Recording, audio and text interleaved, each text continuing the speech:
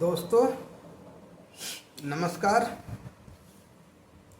आज से हम इकोनॉमिक्स की क्लास शुरू करने जा रहे हैं। तो जो लोग कंपटीशन की तैयारी कर रहे हैं, चाहे यूपीएससी हो, चाहे पीसीएस हो, चाहे आरओ की हो, चाहे अन्य स्टेट एग्ज़ाम्स हों, वनडे एग्ज़ाम्स हों, तो इकोनॉमिक्स इम्पॉर्टेंट सब्जेक्ट रहता है। उसी के लिए हम ये लेक्चर शुरू करने जा रहे हैं अपना। तो आइए शुरू करते हैं इसके विषय में जानना शुरू करते हैं। तो अर्थव्यवस्था की जो परिभाषा है, सबसे पहले इसे हम जानने की कोशिश करते हैं कि क्या होता है।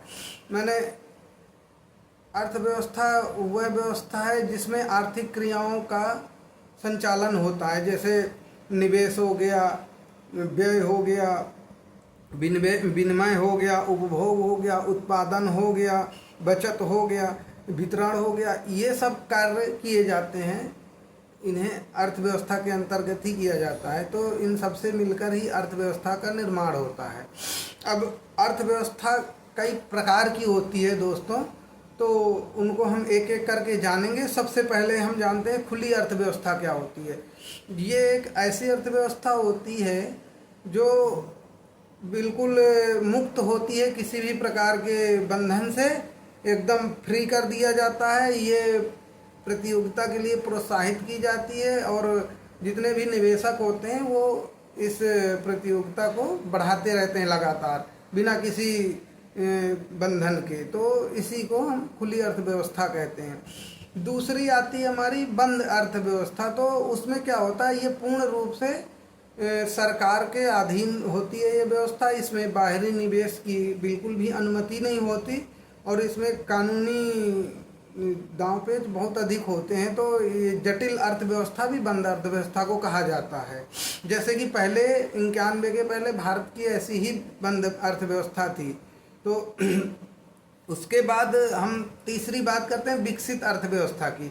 ये अर्थव्यवस्था एक मानक होता है, एक उच्च स्तर होता है हमारी अर्थव्यवस्था का। उस एक उच्च स्तर के विकास की स्थिति जब प्राप्त होती है तब हम इसे विकसित अर्थव्यवस्था कहते हैं। जैसे हमारी अमेरिका की, जापान की, रूस की, वहाँ क्या होता है, जब हमारा निर्यात अधिक बढ़ जाता है, आयात हमारा कम हो जाता है, उस व्यवस्था को जब हमारी अर्थव्यवस्था के स्थिर अर्थव्यवस्था में उच्च स्थिर अर्थव्यवस्था होती है तो उसे हम जो है विकसित अर्थव्यवस्था के नाम से जानते हैं। और फिर उसके बाद आती है चौथे नंबर में विकासशील अर्थव्यवस्था। ये उन देशों के लिए होती है जो गरीब देश होते हैं और तेज़ी से आर्थिक विकास करते हैं, आर्थिक समृद्धि को हासिल करते हैं। ये अपनी स्थिति को, आर्थिक स्थिति को बहुत तेज़ी के साथ परिवर्तित करते हुए आगे बढ़ते हैं। उन ऐसी सभी अर्थव्यवस्थाओं को हम विकासशील अर्थव्यवस्था कहते हैं। इसका उदाहरण सबसे पहले भारत को हम कहते हैं, दूसरा ये ब्राज़ील वगैरह भी हो जाते हैं। तो मतलब बहुत से देश हैं। फिर हम बात करते हैं कि पूंजीवादी अर्थव्यवस्था क्या है। ये पूंजीवादी अर्थव्यवस्था को दूसरे शब्द में कहें तो बाजार अर्थव्यवस्था इसे कहा जाता है। ये मांग और आपूर्ति पर निर्भर करती है ये अर्थव्यवस्था, क्योंकि जैसी बाजार में मांग होगी वैसी हम सप्लाई करते हैं, उसकी आपूर्ति करते हैं। तो इसे हम पूंजीवादी अर्थव्यवस्था कहते हैं। माने जितनी ज़रूरत उतने आधार पे हम उस पर निवेश बढ़ाते हैं।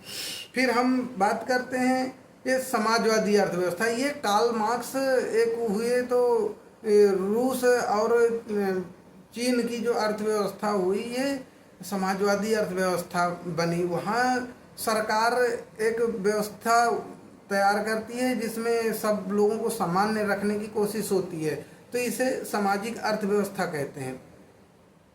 और फिर हम आगे देखते हैं मिश्रित अर्थव्यवस्था होती है। मिश्रित अर्थव्यवस्था क्या है, ये समाजवादी अर्थव्यवस्था और पूंजीवादी अर्थव्यवस्था दोनों का मिश्रण होती है। और पूंजीवादी अर्थव्यवस्था का जो सिद्धांत आया है वो इन्हीं दोनों के मिश्रण से आया कि जो पूंजीवाद के पॉजिटिव उसकी सिद्धांत है, जैसे बाजार के आधार पर निवेश करना और समाजवादी आधार पे क्या है कि लोगों को समान आय का वितरण होना, इन दोनों का एक कॉम्बिनेशन जब बनता है तो इसे हम मिश्रित अर्थव्यवस्था कहते हैं। और मिश्रित अर्थव्यवस्था का सिद्धांत ही आया है जब हमारी पूंजीवादी अर्थव्यवस्था होगी तभी हम समाजवादी अर्थव्यवस्था ला सकते हैं। उसी सिद्धांत पे मिश्रित अर्थव्यवस्था बनी है और भारत की मौजूदा अर्थव्यवस्था एक मिश्रित अर्थव्यवस्था है। तो ये कुल इतने 7 तरह की अर्थव्यवस्थाओं का विवरण दिया गया है हमारे इकोनॉमिक्स में। और फिर हम इसको देखते हैं, अब भारत के संदर्भ में हम इसको शुरुआत करते हैं। तो जब भारत आज़ादी के बाद से एक व्यवस्था लेकर आया कि अर्थव्यवस्था के जो क्षेत्र बनाए, तो पहले भारत ने छोटे छोटे 13 भागों में विभाजित किया हुआ था। बाद में कुछ समय के बाद भारत ने इसे 3 मुख्य आधार इसके बनाए। एक प्राथमिक क्षेत्र बनाया, दूसरा द्वितीयक क्षेत्र बनाया और तीसरा तृतीयक क्षेत्र बनाया। तो जो प्राथमिक क्षेत्र था इसमें हमने अपनी कृषि को और वनों को, उसके बाद खान होती हैं, इन सबको हमने रखा जो हमारे प्राइमरी रॉ मटेरियल का जो उत्पादन करती हैं, ये हमारे प्राथमिक अर्थव्यवस्था हो जाता है। और जब द्वितीय अर्थव्यवस्था की बात करते हैं तो इसमें हम इसे औद्योगिक अर्थव्यवस्था कहते हैं, मतलब औद्योगिक चरण होता है द्वितीय क्षेत्र। इसमें हम अपने रॉ मटेरियल को प्रोसेस करके इसका औद्योगिकीकरण करके इसके प्रोडक्ट हम तैयार करते हैं, मतलब बड़े क्षेत्र में, जैसे गन्ने से गुड़ बनाना, ऐसे करके, मतलब एक प्राइमरी सेक्टर से द्वितीय सेक्टर में इसका वो हो जाता है। जैसे गेहूं है, हमने गेहूं का आटा बना दिया, ये जो होता है प्राइमरी से द्वितीय, तो ये द्वितीय के औद्योगिक तरीकों की मशीनरी के द्वारा इसका कार्य किया जाता है। और तीसरा जो सेक्टर आता है तृतीय सेक्टर, ये हमारा सेवा क्षेत्र होता है। उसमें हम बैंकिंग की बात करते हैं और अन्य सर्विस सेक्टर की बात करते हैं, प्रशासनिक की बात करते हैं। ये क्या करते हैं, ये जो हमारे तृतीय क्षेत्र है, जैसे होटल हो गया, भंडारण हो गया, अब हमारे प्रोडक्ट तैयार करना, जो हमारे द्वितीय क्षेत्र से प्रोडक्ट तैयार होते हैं, वो हमारे तृतीय क्षेत्र में आते हैं। फिर हम इनको और 2 तरीके से इनको वो करते हैं कि एक हम इसमें कुछ बड़े क्षेत्र शामिल करते हैं, जैसे हम वित्त और स्थावर संपदा कहते हैं। ये क्या होता है कि हमारी जो जैसे बैंकिंग और बीमा के क्षेत्र होते हैं, उसके बाद हमारे इसमें भवनों का स्वामित्व होता है, व्यावसायिक सेवाएं होती हैं, हम इनको इसमें शामिल करते हैं। सामुदायिक सेवा में क्या होता है, प्रशासन है, सुरक्षा है, अन्य सेवाएं हैं। अब विदेशी क्षेत्र जो होता है उसमें हमारा विदेशी व्यापार होता है। तो ये सिंपल सा एक इंट्रोडक्शन है।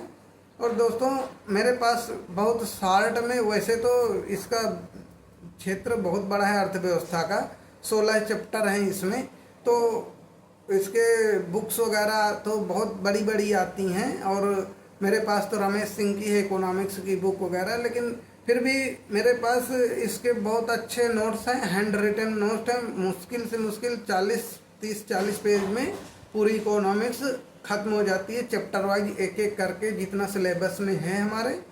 और मेरे पास एक बुक भी है, बहुत पतली सी है, मार्केटिंग अर्थशास्त्र की ये एक बुक है। तो इसमें क्या है कि ये बहुत पतली सी बुक है, इतनी पतली, इतनी। इसमें कुल कितने पेज हैं मैं बता रहा हूँ, 40-50 पेज में है ये पूरी इसकी इकोनॉमिक्स ख़त्म है। और बहुत ही प्रिसाइज है और बहुत ही अच्छे ढंग से डिस्क्राइब की गई, जितना सिलेबस में चाहिए उस अकॉर्डिंग, और बहुत ही इजी लैंग्वेज है। तो दोनों तरह के मेरे पास तो नोट्स हैं, तो जिस किसी को अगर चाहिए हो तो मुझे कमेंट करके बताएं।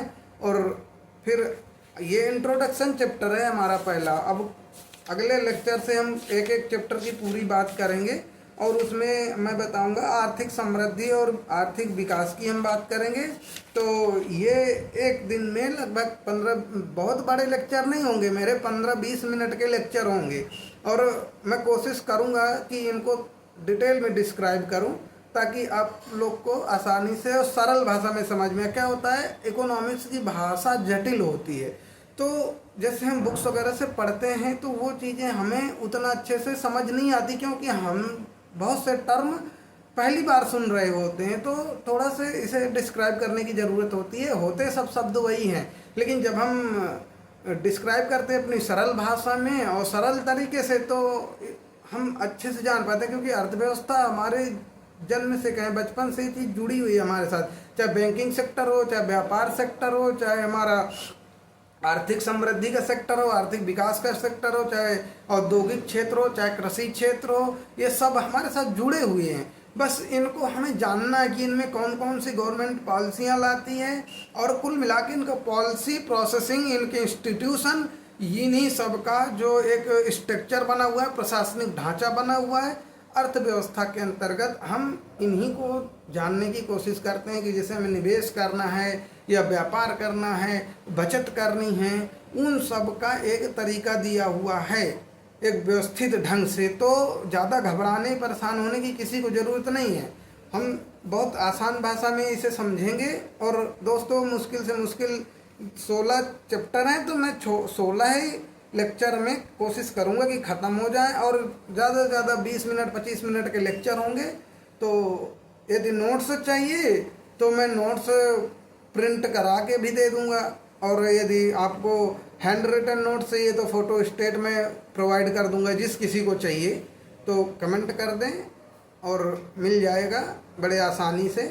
तो है मेरे पास बहुत अच्छे टीचर थे जो मुझे पढ़ाए ये सब चीज़ें, वो दिल्ली से हैं, तो यहीं प्रयागराज यूनिवर्सिटी के स्टूडेंट रह चुके हैं पूर्व में, तो उनका बहुत अच्छी कमांड है। ये बुक भी उन्हीं की है लिखी हुई, लेकिन ये काफ़ी पहले लिखा था, तो कुछ चीज़ें इसमें चेंज हो गई हैं, जैसे जैसे बदलती रहती हैं व्यवस्थाएं।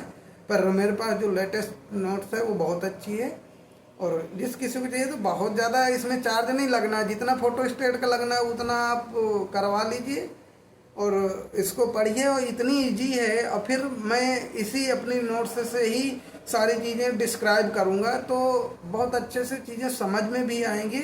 और कोशिश मैं करूँगा कि क्वेश्चन सॉल्व करवाने के, लेकिन अभी देखता हूँ वो व्यवस्था तो अभी नहीं हो पाएगी मेरे से।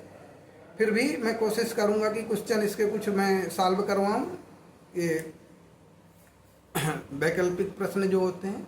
तो और उसके बाद जैसे किसी को आंसर राइटिंग करना है, तो उसके आधार पे थोड़ा से हम डिस्क्राइब करके चलेंगे चीज़ों को। तो लिंक करना होता है इसमें करंट अफेयर के साथ, तो फिर चीज़ें होने लगती हैं। और कुछ इसके टर्मिनोलॉजी होती है जो उनको जानना ज़रूरी होता है, बाकी चीज़ें बहुत आसान होती हैं। और जब हम इस काम को शुरू करेंगे तो समझेंगे क्या होता है, और मुझे उम्मीद है कि आप सबको बहुत अच्छा लगेगा। और आज का लेक्चर तो मैंने थोड़ा इंट्रोडक्शन बेस में बताया है, तो हो सकता है कि कुछ चीज़ें समझ आएँ ना आएँ, लेकिन कोशिश मैं करूँगा कि कल से जितने भी लेक्चर मैं बनाऊँगा तो वो बहुत ही प्रिसाइज होंगे और बहुत ही इजी लैंग्वेज में होंगे, और हम आराम आराम चलेंगे। हो सकता है मेरी स्पीड अभी ज़्यादा हो तो आप लोग बताइएगा, फिर हम आराम आराम चलेंगे तो एक एक चीज़ को अच्छे से समझेंगे। होता क्या है कि टीचर सब अच्छा पढ़ाते हैं, जितने भी टीचर हैं, हमें किस टीचर का समझ आता है ये मायने रखता है। तो जैसा लोग सिलेबस के, मेरा तो पूरा नोट्स सिलेबस अकॉर्डिंग है, एक भी पॉइंट इसमें छूटा नहीं जो इम्पोर्टेंट है। और क्वेश्चन भी इसी से ही आते हैं। इकोनॉमिक्स का ऐसा फील्ड है कि क्वेश्चन तो हर एग्जाम में बहुत अच्छे आते हैं और बहुत पूछे जाते हैं, लेकिन कुछ सेक्टर हैं जैसे बैंकिंग सेक्टर वगैरह हो गया, कृषि का हो गया, वहाँ से कंपलसरी होते हैं क्वेश्चन। तो जब हम उन चैप्टर की बात करेंगे तो समझाऊंगा मैं, क्योंकि हमारा भी बैकग्राउंड वैसा ही है, ग्रामीण परिवेश से हैं, तो हम लोग को भाषा का सबको प्रॉब्लम होता है। तो कोशिश मैं करूंगा कि आप लोग को जो इसकी टेक्निकल भाषा है उसको मैं इजी भाषा के साथ कंपाइल करके बता सकूं, तो वो अच्छा रहेगा।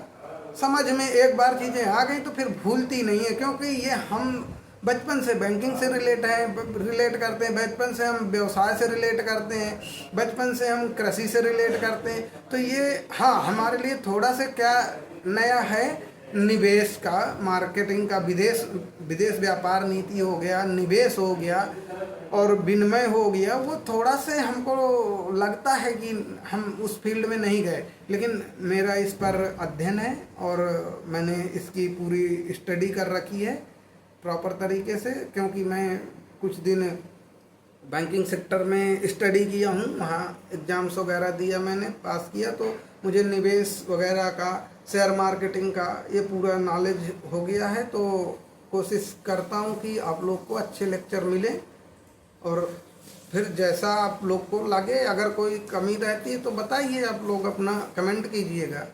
ठीक, धन्यवाद। कल से शुरू करते हैं अगले लेक्चर की ओर।